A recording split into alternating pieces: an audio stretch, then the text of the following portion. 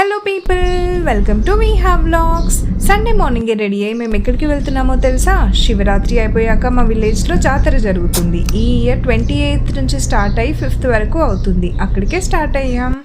నా పైన పడుకున్న మా పాప కాసేపు అయ్యాక ప్రవీణ్తో డ్రైవ్ చేస్తా అని అల్లరి చేసింది.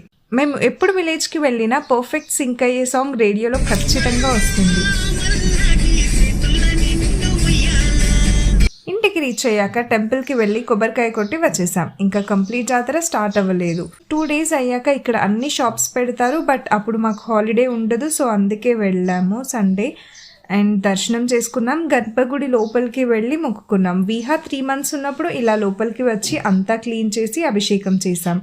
మళ్ళీ ఇప్పుడు వెళ్ళాం. విహా కూడా మొక్కుకుంది. ఆ రోజు నైట్ కళ్యాణం జరుగుతుంది, సో అన్నీ అరేంజ్ చేస్తున్నారు. నైట్ అయితే ఇలా ఫుల్ లైట్స్తో టెంపుల్ వెలిగిపోతుంది. అండ్ లాస్ట్ ఇయర్ ఎగ్జాక్ట్గా కళ్యాణం అయిన నెక్స్ట్ డేనే మా విహా పుట్టింది. తను పుట్టాక ఫస్ట్ జాతర. ఏదైనా షాపింగ్ స్టాల్ ఓపెన్ చేసుంటే తనకి ఏదైనా టాయ్ తీసుకుని ఉండేదాన్ని, గుర్తుండిపోయేది కదా ఎప్పటికీ. బట్ స్టాల్స్ లేకపోవడం వల్ల ఏమీ తీసుకోలేదు. Thanks for watching.